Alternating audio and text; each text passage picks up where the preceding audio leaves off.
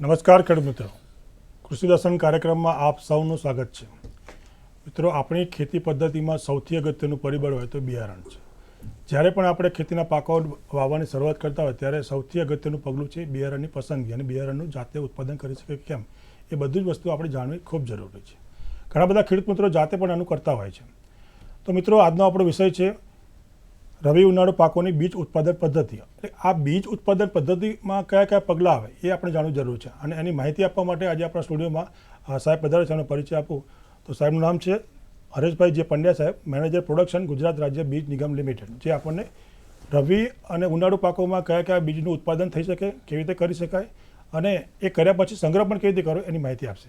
ચાલો આપણે કાર્યક્રમની શરૂઆત કરીએ. નમસ્કાર પંડ્યા સાહેબ. નમસ્તે. આપનું સ્વાગત છે સાહેબ. સાહેબ, પહેલો પ્રશ્ન એ થાય કે બીજ ઉત્પાદન શા માટે લેવું છે અને એનું શું મહત્વ છે? કોઈપણ પાકનું વધુ ઉત્પાદન મેળવવા માટે બીજ એ પાયાનું એકમ છે. એટલે આનુવંશિક શુદ્ધ અને ભૌતિક શુદ્ધ બિયારણ બીજ ઉત્પાદન થકી મેળવી શકાય છે. અને આ બીજ ઉત્પાદન થકી અન્ય જાતનું મિશ્રણ ન હોય એવું શુદ્ધ બિયારણ મેળવવાની જે પદ્ધતિ છે એને બીજ ઉત્પાદન તરીકે ઓળખાય છે. અને બીજા કોઈ પણ ઘટક લઈ લઈએ ખેતીની અંદર તો બીજ એ અગત્યનું એકમ છે, જેથી કરીને બીજ ઉત્પાદન કરવું અગત્યતા છે. ખૂબ સરસ. પંડ્યા સાહેબ, આપણા ગુજરાત રાજ્યની વાત કરીએ તો ગુજરાત રાજ્યમાં રવિ અને ઉનાળુ સિઝનમાં કયા કયા પાકોનું બીજ ઉત્પાદન લેવામાં આવે છે? રવિ ઋતુની અંદર ગુજરાત રાજ્ય બીજ નિગમ અને વિવિધ સંસ્થાઓ, પ્રાઇવેટ કંપનીઓ થકી પણ બીજ ઉત્પાદન કાર્યક્રમ ગોઠવવામાં આવતો હોય છે. એની અંદર ઘઉં, ચણા, જીરું, રાઈ, વરિયાળી, ઈસબગુલ, ધાણા અને શાકભાજી પાકોની અંદર ટામેટાં, રીંગણ, મરચાં અને કાકડી વર્ગના વેલાવાળા શાકભાજીનું પણ બીજ ઉત્પાદન કાર્યક્રમ કરવામાં આવે છે. ઘાસચારા પાકોની અંદર જોઈએ તો ઘાસચારાની અંદર ઓટ અને રચકા પાકનું બીજ ઉત્પાદન કાર્યક્રમ લેવામાં આવે છે.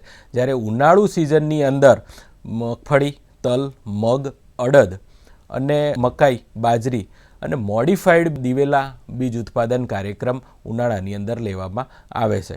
આવી રીતનો બીજ ઉત્પાદન કાર્યક્રમ રવિ સિઝનની અંદર અને જુદા જુદા પાકની અંદર ઉનાળુ સિઝનની અંદર પણ બીજ ઉત્પાદન કાર્યક્રમ ગોઠવવામાં આવે છે. પંડ્યા સાહેબ, આપણે સામાન્ય ખેતી કરીએ અને બીજ ઉત્પાદન કરીએ એમાં ઘણો બધો ફરક હોય છે. તો અમારા ખેડૂત મિત્રોએ બીજ ઉત્પાદન કાર્યક્રમ લેવો હોય તો શું તકેદારી રાખવી જોઈએ અને કયા કયા પગલાંનું ધ્યાન રાખવું જોઈએ? બીજ ઉત્પાદન કાર્યક્રમની ખૂબ અગત્યતા હોય છે. એમાં આનુવંશિક શુદ્ધ અને ભૌતિક શુદ્ધ બિયારણ મેળવવાનું હોય છે. એટલે જ્યારે પણ બીજ ઉત્પાદન કાર્યક્રમ ગોઠવવાનો થાય ત્યારે ખૂબ અગત્યના મુદ્દાઓ ધ્યાનમાં રાખવા જેવી બાબતો છે, જે ખેડૂત મિત્રોને જણાવતા આનંદ થશે કે પહેલાં બીજ ઉત્પાદન કરતી વખતે પાક અને એની વેરાયટીની પસંદગી આપણે કરવાની હોય છે.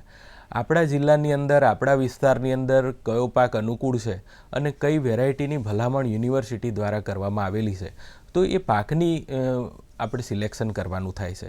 હવે જે આપણે પાક નક્કી કર્યો છે એની જે બીજ ઉત્પાદન કરવાનું આપણે નિશ્ચિત કર્યું છે તે સ્વપરાગિત છે કે પરપરાગિત પાક છે. એ સ્વપરાગિત પાક હોય કે પરપરાગિત પાક હોય તો એના નિશ્ચિત ધારાધોરણ પ્રમાણે એનું આઇસોલેશન અંતર એટલે એકલન અંતર એનું નક્કી થયેલું છે.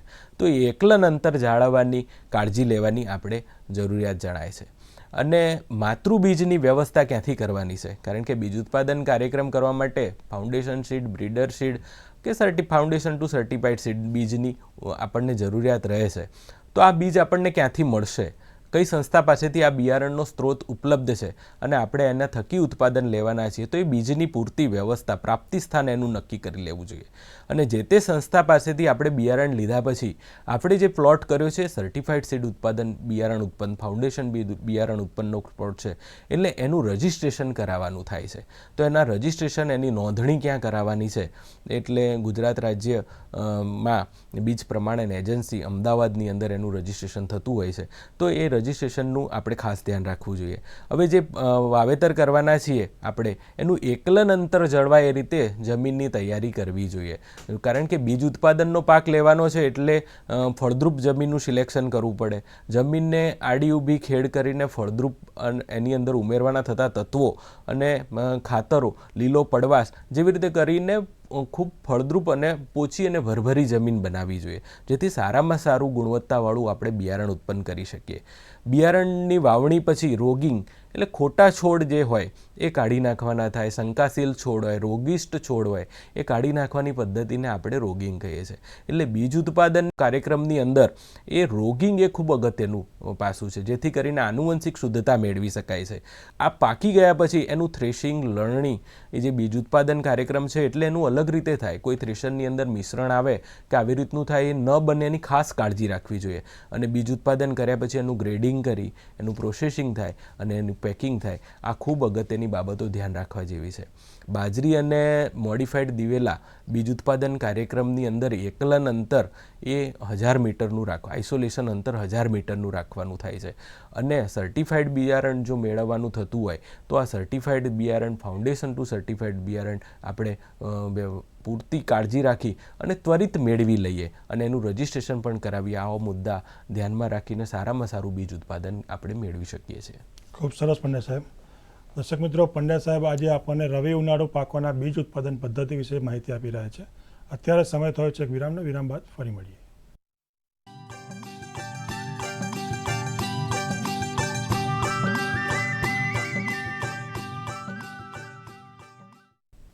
વિરામ બાદ કૃષિ દર્શન કાર્યક્રમમાં આપ સૌનું સ્વાગત છે. મિત્રો, આજનો આપણો વિષય છે રવિ ઉનાળુ પાકોમાં બીજ ઉત્પાદન પદ્ધતિ.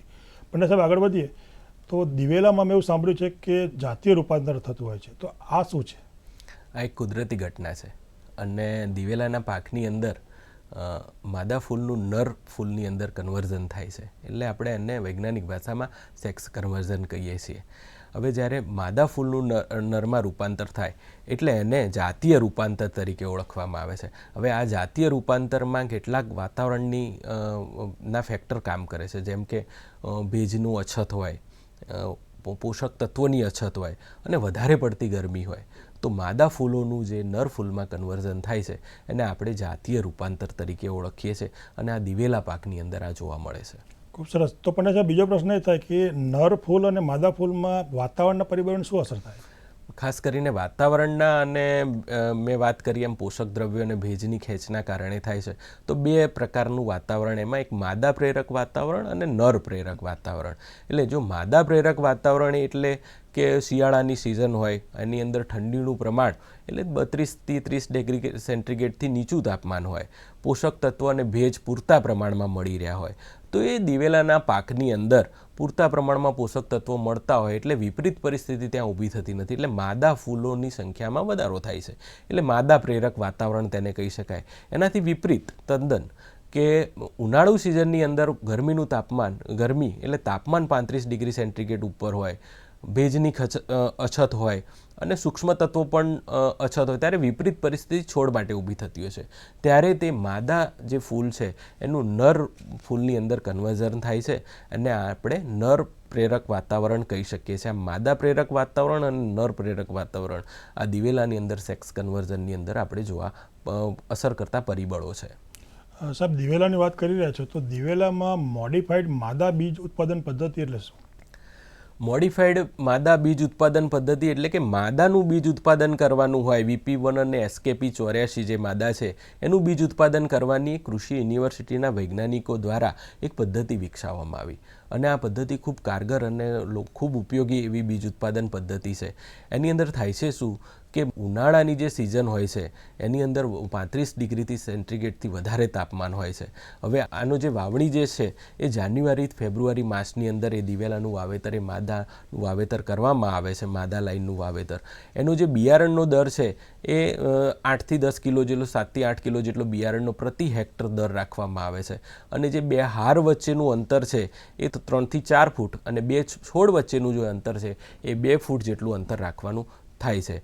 અને એનું જે આઇસોલેશન અંતર, જ્યારે મોડિફાઈડ માદા જાતનું બીજ ઉત્પાદન કાર્યક્રમ કરતા હોઈએ ત્યારે એનું આઇસોલેશન અંતર એ 1000 મીટર જેટલું અંતર રાખવાનું થાય છે. એટલે મોડિફાઈડ બીજ ઉત્પાદન કાર્યક્રમની અંદર વૈજ્ઞાનિક રીતે થાય છે શું કે ઊંચા તાપમાનની અંદર આ માદા લાઈન જે વાવેલી હોય છે એની અંદર 90% જેટલા માદાના ફૂલ હોય છે.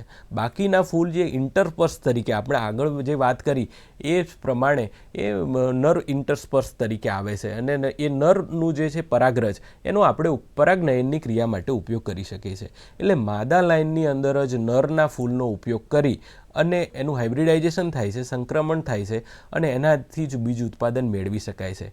એટલે વાતાવરણના પરિબળોથી આપણે આ બીજ ઉત્પાદન કાર્યક્રમ ઉનાળાની સિઝનની અંદર લઈ શકીએ છીએ.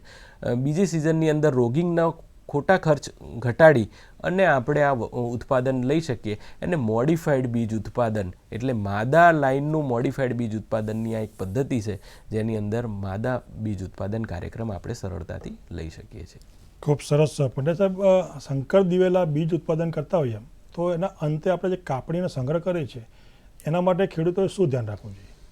સંકર બીજ ઉત્પાદન દિવેલા પાકની અંદર કરતા હોઈએ એટલે દિવેલા પાક ખૂબ સેન્સિટિવ પાક છે અને કોઈપણ બીજ ઉત્પાદન કાર્યક્રમની અંદર એ બીજ ઉત્પાદન હોય એટલે આપણે પહેલી વાત એ ધ્યાનમાં રાખવાની થાય કે આનુવંશિક શુદ્ધ બિયારણ આપણે પૂરું પાડવાનું છે.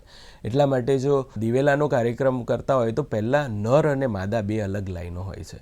એટલે નરની જે માળની કાપણી સૌપ્રથમ કરવાની થાય છે અને એટલું ધ્યાન રાખવાનું થાય ખેડૂત મિત્રો કે જેમ જેમ નરની જે માળ આવે અને એ પીળી પડતી જાય તેમ એની કાપણી અવશ્ય કરી લેવી જોઈએ, જેથી કરીને નવી માળ આવે અને નર ફૂલ સતત પરાગનયનની ક્રિયા માટે મળતા રહે. એટલે નરની કાપણી અલગથી કરી અને અલગ રાખવા જોઈએ. ત્યારબાદ માદાની જે માળ પાકી જાય ત્યારે એની કાપણી કરવી જોઈએ. હવે નરની કાપણી અને માદાની કાપણી બંનેને અલગ રાખવાની થાય જેથી કરીને મિક્સર થાય નહીં. એની ખૂબ કાળજી રાખવી જોઈએ, નહીંતર આપણો બિયારણનો જે પ્લોટ છે એ નિષ્ફળ જાય અથવા નપાસ થવાની શક્યતાઓ રહેલી છે. હવે જ્યારે માદા બીજ ઉત્પાદન કાર્યક્રમ કરતા હોઈએ ત્યારે એ માદાની જે માળ છે એનો એક ઢગલો ન કરતાં એને છૂટી છવાઈ સૂકવણી કરવી જોઈએ અને આખરે એનું ગ્રેડિંગ કરવાની વાત આવે ત્યારે થ્રેશિંગ કરતી વખતે એ માદા બીજ ઉત્પાદન જ આપણને એ આગળના સ્ટેજમાં કામ આવવાનું છે. એટલે દાણો ભાગી ન જાય, તૂટી ન જાય એની ખૂબ કાળજી રાખી અને સારું ગ્રેડિંગ કરી અને બીજ ઉત્પાદન આપણે કરી શકીએ છીએ. તો આ બધી જે બાબતો છે એ ખાસ ધ્યાનમાં રાખવા જેવી બાબતો છે. ખૂબ સરસ પંડ્યા સાહેબ. પંડ્યા સાહેબ, બીજની ગુણવત્તાની જાળવણી કરવા માટે આપણે કાપણી અને સંગ્રહની વાત કરીએ છીએ તો એ માટે શું તકેદારી રાખવી જોઈએ? બીજનું ઉત્પાદન થઈ જાય, પાક પાકી જાય અને ત્યારબાદ એની જે કાપણી પછીની જે પ્રક્રિયાઓ છે એને આપણે પોસ્ટ હાર્વેસ્ટ ટેકનોલોજી તરીકે ઓળખીએ છીએ. ધારો કે એની હાર્વેસ્ટિંગ કરવું, એનું હાર્વેસ્ટિંગ થઈ ગયા પછી એનું થ્રેશરમાં ગ્રેડિંગ કરવું, પેકેજિંગ કરવું અને પ્રોસેસિંગ કરવું, એને આપણે પોસ્ટ હાર્વેસ્ટ ટેકનોલોજી તરીકે. જો આ પોસ્ટ હાર્વેસ્ટ ટેકનોલોજીની અંદર આ જે પાછળની પ્રક્રિયાઓ છે એ બીજ ઉત્પાદનમાં એમાં જો બરાબર ધ્યાન રાખવામાં ના આવે તો એની સ્ફુરણ શક્તિ ઉપર અસર થતી હોય છે અને ઉગાવાની ટકાવારી ઘટતી હોય છે, જેથી કરીને એકમ વિસ્તારની અંદર એ આપણે છોડની સંખ્યા જાળવી શકતા નથી.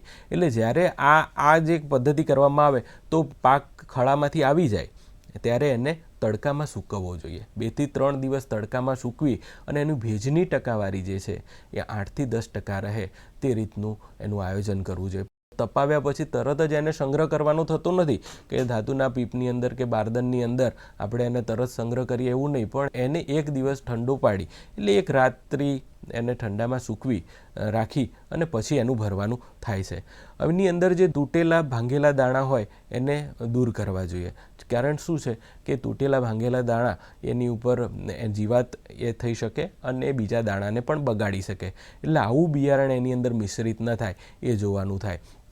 પછી આપણે જેને સંગ્રહ કરવાનો છે એ હવાચુસ્ત કોઠાર હોવા જોઈએ અથવા ધાતુની બનાવેલી પીપ હોવા જોઈએ કે એને પણ ખૂબ સાફ સફાઈ સરસ કરી તડકામાં તપાવી અને ચોખ્ખા કરીને આપણે એને રાખવા જોઈએ, જેથી કરીને એની અંદર કોઈ જીવાતનું સંક્રમણ ન થાય એ જાય. બીજું કે જ્યારે આપણે આને જ્યાં સંગ્રહ કરવાના છીએ, બીજ ઉત્પાદન થઈ ગયા પછી આપણે જ્યાં સંગ્રહ કરીશું એ આપણો રૂમ હોય કે ગોડાઉન હોય તો એની જે દિવાલો છે, એનું જે ભોયતળિયું છે એમાં તિરાડો ન હોય, એની આ સાઈડની દિવાલોમાં પણ તિરાડો ન હોય કે ઉંદરનો ઉપદ્રવ જોવા ન મળે આવી રીતનું હોય તો એને સિમેન્ટથી દઈને એની તિરાડો પૂરી લેવી જોઈએ. ત્યારબાદ જંતુનાશક દવાનો ઉપયોગ કરી, મેલાથિયોન દવાનો ઉપયોગ કરીને દિવાલો ઉપર છાંટવું જોઈએ અને ભોયતળીએ પણ છાંટવું જોઈએ. બીજું, બારદનની અંદર આપણે જો મગફળી ભરવાના હોઈએ કે બારદનની અંદર પણ કોઈ અનાજ ભરવાના હોઈએ તો મગફળીના બારદનની અંદર પણ મેલાથિયોન દવાની ટ્રીટમેન્ટ આપી અને પછી એને પંખાએ સૂકવી અને પછી જ એનો ભેજ દૂર થાય પછી જ એનો સંગ્રહ કરવા માટે ઉપયોગ કરવો જોઈએ. આવી રીતે સંગ્રહ માટેનું જે સ્થાન છે એ ચોખ્ખું હોવું જોઈએ. જે પીપ છે અથવા જે કોઠાર છે એને પણ વ્યવસ્થિત સ્વચ્છ રાખી અને એની અંદર સંગ્રહ કરવામાં આવે તો લાંબા ગાળા સુધી સંગ્રહ કરી શકાય છે. ઘણી વખત કેવું થાય કે સંગ્રહ કર્યા પછી 2-3 મહિના પછી જીવાતની અસર શરૂ થતી હોય છે.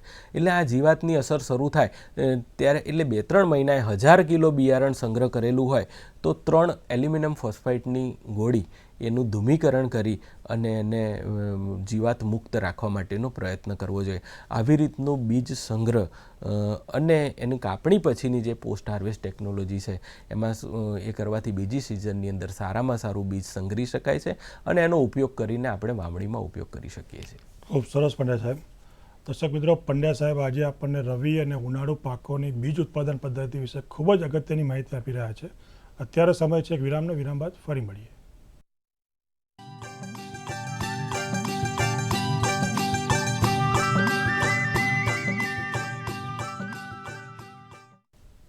વિરામ બાદ કૃષિ દર્શન કાર્યક્રમમાં આપ સૌનું સ્વાગત છે. મિત્રો, આજનો આપણો વિષય છે રવિ ઉનાળુ પાકોમાં બીજ ઉત્પાદન પદ્ધતિ અને માહિતી આપી રહ્યા છે પંડ્યા સાહેબ.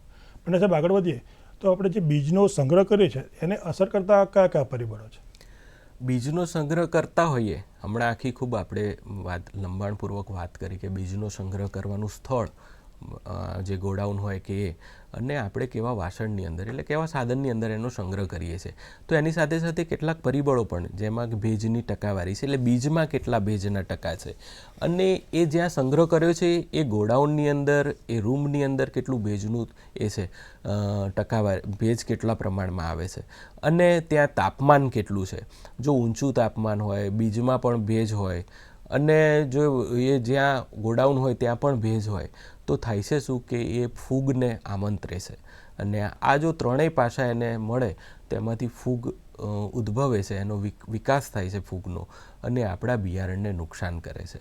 એટલા માટે જે આ 3 પરિબળો છે, તાપમાન છે, બીજમાં પોતાના ભેજના ટકા છે અને ગોડાઉન જ્યાં સ્થળ જ્યાં સંગ્રહ્યું છે ત્યાં પણ ભેજ ન હોવું જોઈએ તો સંગ્રહ વ્યવસ્થિત થઈ શકે અને ફૂગ મુક્ત બિયારણ આપણે રાખી શકીએ એ પરિબળો કામ કરે છે. પંડ્યા સાહેબ, આપ હાલ જ બોલ્યા કે ભેજનું પ્રમાણ, તો જુદા જુદા પાકોમાં ભેજનું પ્રમાણ કેટલું હોઈ શકે? જુદા જુદા પાકોની અંદર સંગ્રહ કરવા માટે જુદા જુદા ભેજના ટકાવારી નક્કી કરવામાં આવે છે. એ પ્રાયોગિક ધોરણે નક્કી કરેલા છે અને સ્થાપિત છે. તો ડાંગરની અંદર 14% જેટલું ભેજનું પ્રમાણ હોય પછી સંગ્રહવાની એ થાય. ઘઉં અને ચણા પાકની અંદર 12% જેટલું ભેજનું પ્રમાણ થી સંગ્રહી શકાય છે. જુવાર, મકાઈ, બાજરા અને રાગી એમાં 12.5% ભેજનું પ્રમાણ રાખે છે. ધાણા અને મરચાં એની અંદર 10% જેટલું ભેજનું પ્રમાણ રાખવાનું થાય છે. મગફળીની અંદર 6 થી 7% ભેજનું પ્રમાણ રાખવું હિતાવ છે. એની ઉપર રાખીએ તો એની અંદર મગફળી બગડવાના ચાન્સીસ રહે છે. રાઈ જે બીજ છે એમાં 5 થી 6% ભેજનું પ્રમાણ રાખવું ખૂબ જરૂરી છે. પંડ્યા સાહેબ, બીજ ઉત્પાદન પદ્ધતિમાં એક શબ્દ ખૂબ જ અગત્યનો છે, એકલન એટલે કે આઇસોલેશન. તો આઇસોલેશન એટલે શું છે? બીજ ઉત્પાદન કરતા ખેડૂતોને આઇસોલેશન એ શબ્દ ખૂબ પ્રચલિત છે અને ખેડૂતો પણ એનું સમયસર પાલન કરતા હોય છે. પણ બીજ ઉત્પાદન કાર્યક્રમ જ્યારે કરતા હોય ત્યારે વાવણીથી માંડીને અંત સુધી આઇસોલેશન અંતર જળવાય તે ખૂબ જરૂરી છે. હવે આઇસોલેશન અંતર શું છે કે કૃષિ યુનિવર્સિટીએ જે જાત બહાર પાડી, ધારો કે દિવેલાની 7 નંબરની જાતનો આપણે બીજ ઉત્પાદન કાર્યક્રમ લઈ રહ્યા છે તો નર અને માદાની વાવણી થઈ ગઈ તો એની આજુબાજુના 1000 મીટરના અંતર સુધી 7 નંબર સિવાયની બીજી કોઈ અન્ય જાત હોવી જોઈએ નહીં. એટલે જે જાતની વાવણી કરી છે એના સિવાયની બીજી કોઈ પણ જાત નક્કી કરેલા આઇસોલેશન ડિસ્ટન્સની એ રીતે હોવી જોઈએ નહીં. તો આને આઇસોલેશન ડિસ્ટન્સ, આમાં શું છે, સ્વપરાગિત પાકો અને પરપરાગિત પાકો. એટલે પરપરાગિત પાકોની અંદર આઇસોલેશન ડિસ્ટન્સ ખૂબ વધારે હોય છે કારણ કે એની પરાગરજ ઉડી અને આ પાક જે આપણે વાવેતર કર્યો છે એને સંક્રમિત ન કરે અને આનુવંશિકતા એની ન બગડે, શુદ્ધતા જળવાઈ રહે એટલા માટે આઇસોલેશન અંતર જાળવવામાં આવે છે અને દરેક પાકના આઇસોલેશન અંતર નિશ્ચિત કરવામાં આવેલા છે. ખૂબ સરસ સાહેબ. તો આજે આઇસોલેશનની વાત કરીએ તો રવિ પાકોમાં આઇસોલેશન અંતર કેટલું હોય છે? રવિ પાકોની અંદર આપણે વાત કરીએ તો જીરું જે પાક છે એની અંદર 800 મીટરનું આઇસોલેશન અંતર ફાઉન્ડેશન સીડની અંદર અને સર્ટિફાઈડની અંદર 400 મીટરનું અંતર જાળવવાનું થાય છે. આવી જ રીતે રાઈ અને સરસવ જે પાક વાવ્યો હોય, બીજ ઉત્પાદન કાર્યક્રમ હોય તેમાં 200 મીટર અને સર્ટિફાઈડમાં 50 મીટરનું અંતર રાખવાનું થાય છે. હાઇબ્રિડ મકાઈનો બીજ ઉત્પાદન કાર્યક્રમ કરતા હોઈએ ત્યારે 400 મીટરનું અંતર રાખવું ખૂબ જરૂરી છે, જ્યારે સર્ટિફાઈડ બીજ ઉત્પાદન કાર્યક્રમ મકાઈમાં 200 મીટરનું અંતર રાખવાનું થાય છે. આવી જ રીતે ઘઉં જે આપણે રવિ પાકની અંદર કરીએ છીએ તો ઘઉં એ સ્વપરાગિત પાક છે, એટલે એની અંદર 3 મીટર બંનેમાં ફાઉન્ડેશન અને સર્ટિફાઈડમાં રાખવાની જરૂરિયાત ઊભી થાય છે. 3 મીટર સુધીમાં જે જાત વાવી હોય એનાથી બીજી જાત ન હોય એની કાળજી રાખવાની થાય. ચણાની અંદર 10 મીટર આઇસોલેશન અંતર અને 5 મીટર એ સર્ટિફાઈડ સીડ માટે રાખવાનું થાય છે. ઈસબગુલની અંદર પણ 10 અને 5 મીટરનું આઇસોલેશન અંતર રાખવાનું થાય છે. તો રવિ પાકની અંદર આ આઇસોલેશન બીજ ઉત્પાદન કાર્યક્રમ કરતા હોઈએ ત્યારે આઇસોલેશન અંતર જાળવવું ખૂબ જરૂરી છે. એવું સાહેબ ટૂંકમાં કહેશો ઉનાળાના પાકો માટે? ઉનાળુ પાકોની અંદર પણ આપણે જે હમણાં જ વાત કરી મોડિફાઈડ દિવેલા બીજ ઉત્પાદન કાર્યક્રમ, એટલે મોડિફાઈડ દિવેલા બીજ ઉત્પાદન કાર્યક્રમ લેતા હોય અને બાજરી, આ બંને જે છે પરપરાગિત પાક છે, હાઈલી ક્રોસ પોલિનેટેડ ક્રોપ છે, એટલે એમની અંદર જે 1000 મીટરનું આઇસોલેશન અંતર બંને પાકમાં રાખવું આવશ્યક છે. મગફળીની અંદર સ્વપરાગિત પાક છે, 3 મીટરનું અંતર રાખવું આવશ્યક છે. અડદની અંદર પણ 10 મીટર ફાઉન્ડેશન સીડમાં અને સર્ટિફાઈડ સીડ પ્રોડક્શન હોય તો 5 મીટરનું અંતર રાખવું જરૂરી છે. એ જ રીતે મગમાં પણ 10 મીટર અને 5 મીટરનું અંતર રાખવું જરૂરી છે. આંશિક ઉનાળુની અંદર આંશિક પરપરાગિત પાકોની વાત કરીએ તો એમાં તલ અને ગુવાર આ બંને આવે છે. એટલે જો તલ પાકનું આઇસોલેશન અંતર છે ફાઉન્ડેશન સીડની અંદર તલ પાકનું બીજ ઉત્પાદન કાર્યક્રમ કર્યો હોય તો 100 મીટરનું અંતર રાખવું જરૂરી છે, જ્યારે ગુવાર પાકની અંદર 50 મીટરનું આઇસોલેશન અંતર રાખવું આવશ્યક છે. પંડ્યા સાહેબ, રોગિંગ એટલે શું? રોગિંગ એ ખૂબ બીજ ઉત્પાદન કાર્યક્રમની અંદર ખૂબ અગત્યનું પાસું છે, અને રોગિંગ એટલે ખોટા છોડ અથવા શંકાશીલ છોડ અથવા રોગિષ્ટ છોડ એ દૂર કરવાની એક પદ્ધતિ છે. કોઈપણ યુનિવર્સિટી, કૃષિ યુનિવર્સિટીએ પોતાની જાત બહાર પાડી કે એની અંદર પોતાની જાતના પાક ઘઉં પાક અને એની અંદર કોઈ પણ જાત હોય તો એના ગુણધર્મ નક્કી કરેલા છે. આ ગુણધર્મ સિવાયનો બીજો ગુણધર્મ ધરાવતો કોઈ પણ છોડ જોવા મળે એને દૂર કરીએ તો એને આપણે રોગિંગ કહીએ છીએ.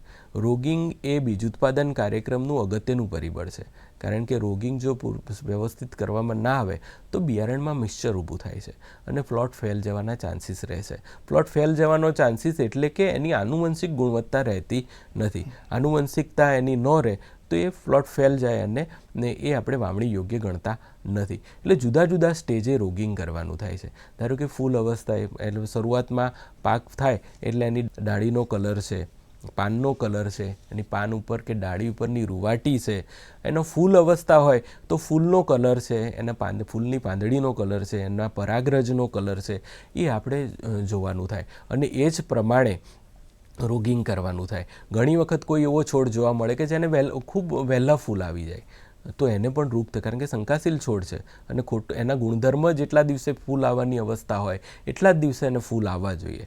અને કોઈ વખત એવું થાય કે એને ફૂલ આવે જ નહીં, તો એ પણ છોડને આપણે દૂર કરવાનો થાય. સિંગ બેસી જાય અથવા એનું ફળ બેસે ત્યારે પણ એનું રોગિંગ કરવાનું જરૂરિયાત ઊભી થાય છે, કારણ કે સિંગમાં દાણાની સંખ્યા કેટલી છે, સિંગનું કદ કેટલું છે, સિંગની સાઇઝ કેટલી છે, આ ધ્યાનમાં રાખીને રોગિંગ કરવાનું થાય છે. એટલે રોગિષ્ટ છોડ પણ કાઢવા જોઈએ અને ગુણધર્મ સિવાયના શંકાશીલ છોડને પણ દૂર કરવાની પદ્ધતિને આપણે રોગિંગ કહીએ છીએ, અને બીજ ઉત્પાદન કાર્યક્રમનું એક અગત્યનું આ પાસું છે. ખૂબ સરસ પંડ્યા સાહેબ, આજે આપ અમારા સ્ટુડિયોમાં પધાર્યા અને ગુજરાતના ખેડૂતોને ઉનાળુ અને રવિ પાકોમાં બીજ ઉત્પાદન પદ્ધતિ વિશે જે વૈજ્ઞાનિક માહિતી આપી એ બધા તમામ ખેડૂતો વતી અને દૂરદર્શન વતી આપનો આભાર માનું છું. હરેશજી પંડ્યા સાહેબ, આજે ગુજરાત રાજ્ય બીજ નિગમ મેનેજર પ્રોડક્શન, આજે આપણા સ્ટુડિયોમાં પધાર્યા અને ઉનાળુ અને રવિ પાકોમાં બીજ ઉત્પાદન પદ્ધતિ કેવી રીતે કરી શકાય એની ખૂબ જ મહત્ત્વની માહિતી આપી. આશા રાખું કે આજનો કાર્યક્રમ આપ સૌને ખૂબ જ ઉપયોગી નીવડશે. મિત્રો, આવી જ અગત્યની માહિતી સાથે ફરીથી મળીશું કૃષિ દર્શનમાં. ત્યાં સુધી રજા આપશો. નમસ્કાર.